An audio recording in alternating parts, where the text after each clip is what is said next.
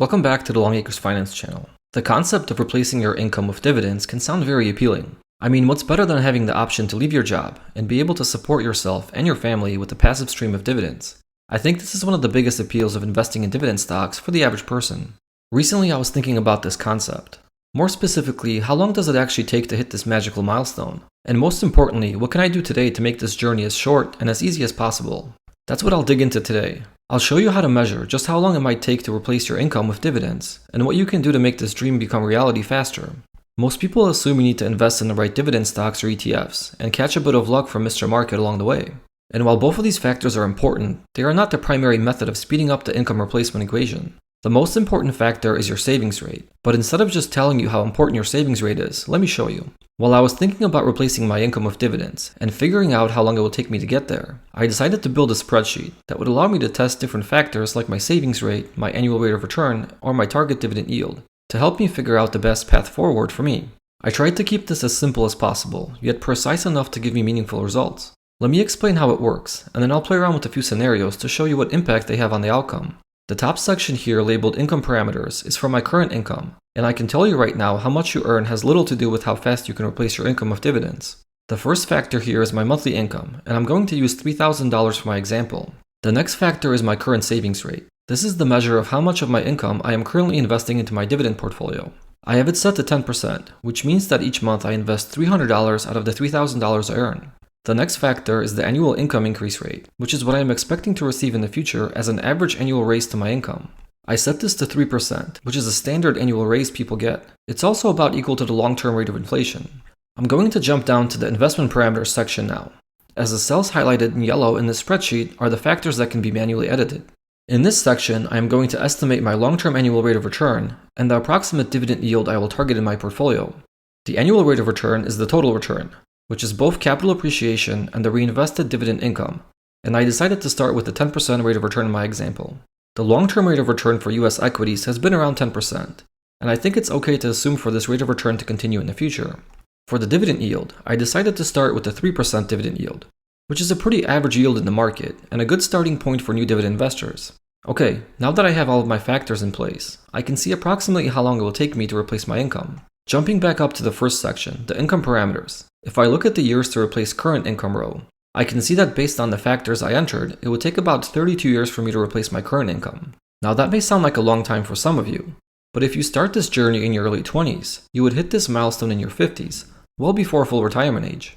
The key thing to pay attention to here is, this time period is to replace my current income. So I'm figuring out how long it would take me to replace the $3,000 that I earn today, less my savings rate. Technically, I am not shooting to replace my full $3,000 I earn today, because if I am able to save and invest 10% of it, I don't need that additional 10% to sustain my current lifestyle. Another important factor to consider is that $3,000 today will not have the same buying power 30 years from now, because inflation will drive the cost of living higher year after year. So a better target to aim for is to replace your future income, and this will take a little longer. If we take a look at the next row down, it'll take about 44 years to replace my future income based on the factors I entered. That's a pretty big difference. 13 additional years is a very long time. The reason why it takes so long is because if your income is increasing by 3% each year, the target income you are aiming to replace is increasing as well. And it takes many more years for your portfolio and dividend income to catch this moving target. The two sections at the bottom of the spreadsheet show the estimated market value of my portfolio, as well as the estimated monthly dividend income after the number of years it'll take to reach my goal. As you can see, replacing my current income requires a portfolio of just north of $1 million. Generating $2,700 of dividend income per month, while replacing my future income requires a portfolio of nearly $4 million. That generates about $9,700 of dividend income per month. You probably want to focus on replacing your future income instead of your current income, as your current income may not sustain the quality of life you will want to lead once you're financially independent. Let me now play around with the factors to see how I can speed up this process. I'll start with the rate of return and dividend yield, since those are common places investors pay attention to. If instead of targeting a 3% dividend yield, I target a 5% dividend yield, the time period shortened to about 27 years for current income replacement, and about 37 years for future income replacement, meaning that I would reach my goal about 7 years faster. Not bad for just a 2% higher dividend yield. The catch here may be that if I target a 5% dividend yield, I may not be able to achieve a 10% rate of return. Higher yielding stocks on average don't offer as much capital appreciation as dividend growth stocks that pay lower yields.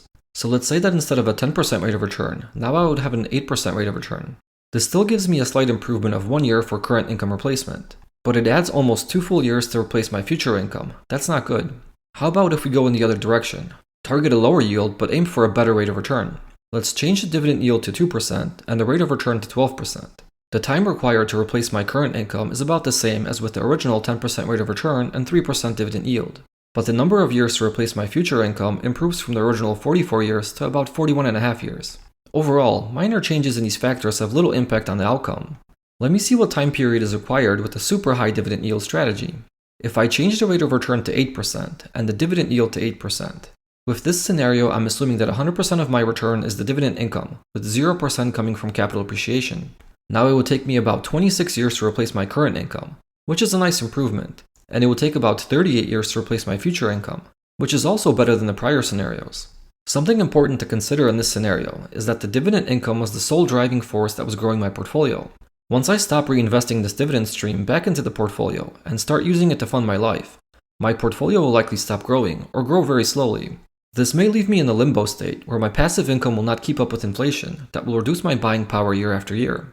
That's a very important thing to consider. Ideally, you will want your passive income to keep up, if not outpace inflation, so that the quality of your life doesn't suffer. Let's go back to the original 10% rate of return and 3% dividend yield. The two factors we haven't touched yet are the savings rate and the rate of increase for my income. I'll go over the rate of increase of my income first, since it has a very simple impact on the outcome. If the rate of increase of my income goes up, it takes less time to replace my current income, but more time to replace my future income. If my income grows faster and I maintain the same savings rate, I am able to invest more each year. As a result, my portfolio grows faster and it takes less time to replace my current income, which is a fixed target. Since my income is growing faster, even though I am investing more each year, the target income I am aiming to replace is moving up faster as well, and it takes longer for my portfolio to catch up. Here's an example. At a 3% rate of increase, it takes about 32 years to replace my current income, and about 44 years to replace my future income. At a 4% rate of increase, it takes about 31 years, or 1 year less, to replace my current income, and about 49 years, or about 5 years longer, to replace my future income. At a 5% rate of increase, the same pattern occurs, and now it takes about 30 years to replace my current income, and about 55 years to replace my future income. If you're thinking that getting a higher raise is counterintuitive to replacing your income with dividends, it's not, and I'll get there in a little bit. I'm going to change the rate of increase back to 3%. And now I'll show you how the savings rate impacts the outcome we are shooting for here. The original savings rate we have right now is 10%, so let's see what happens if we can save an additional 5%, which would give us a 15% savings rate. Both time periods shrunk, with the current income replacement now being about 28 years away, or 4 years earlier, and the future income replacement being about 38 years away, or 6 years earlier. The important part here is the future income replacement shrunk more than the current income replacement. This happens for two reasons. One, we are obviously saving a bigger portion of our income that will grow and compound in our portfolio, but we are also lowering the target income we are aiming to replace. Remember how earlier I mentioned that if our income is $3,000 per month, and if we are able to save 10% of it, this means we only need to replace $2,700 of our income with dividends to hit our goal. So now if we are able to save 15% of our income, the target income we are aiming to replace is $2,550. As our savings rate increases, the target income to replace decreases. By tackling our goal from two directions, I believe the savings rate is the most important factor in this problem. If you recall, in the original example, at a 10% savings rate, we needed a portfolio of about $4 million that generated about $9,700 of monthly dividend income to hit our goal. Now with a 15% savings rate, we only need a $3 million portfolio that generates about $7,700 of monthly dividend income. If we keep increasing our savings rate, the number of years required to replace our income with dividends keeps getting smaller and smaller. While the relationship between our savings rate and the number of years to hit our goal is exponential, it's not in our favor.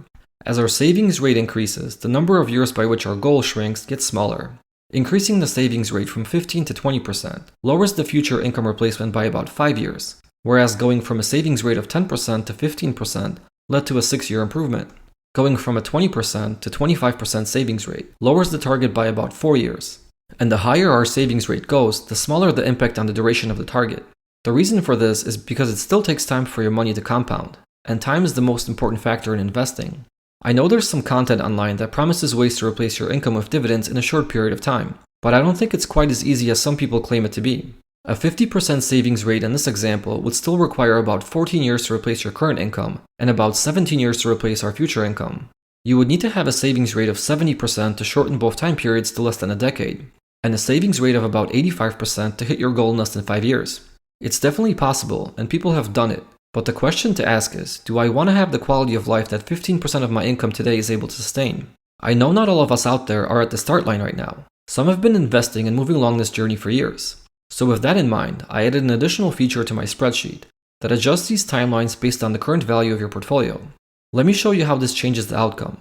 I'm going to go back to the original example of a 10% savings rate. If I currently have a portfolio that is worth about $75,000, instead of the original about 32 years to replace my current income, it will now take about 23 years. The future income replacement time period also looks much nicer, at around 31 years instead of the original 44 years.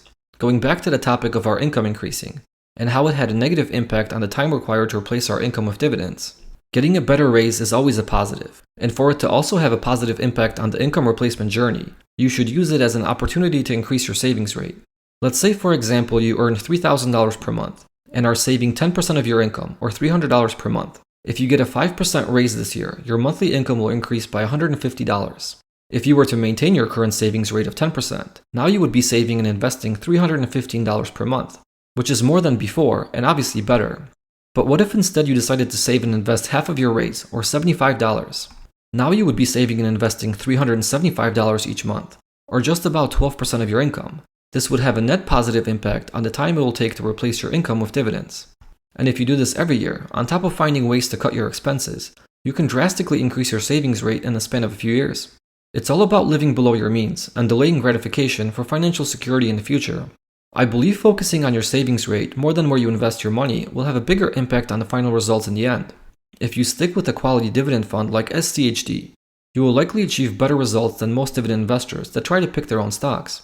History has proven that people are horrible at investing, and the more decisions you make, the higher the likelihood that you will underperform average market returns. I know we all like to think that we are better than the average investor, and I'm right there amongst this group, but there's nothing wrong with being average. I continually test my results against popular indices to make sure what I am doing is working as good or better than average, because if it isn't, why even bother with all the additional work for subpar results? If you have wondered about replacing your income with dividends as well, I hope my analysis will give you something to think about, and perhaps it will help you compute your own estimates. I'm going to make this spreadsheet available to my Patreon community, so if you're a member, you can hop in there and map out a scenario for your personal situation. I'd suggest making a copy of the spreadsheet and saving it in your Google folder, as only one person at a time can update the spreadsheet. Also, in case you mess up one of the formulas, you can simply go back and save the original file in your folder again. This might save me some time of having to fix this file in the future. If you're still with me, I hope you enjoyed the video. If you did, I would appreciate if you gave it a like and subscribe to the channel. Thank you for watching and see you next time.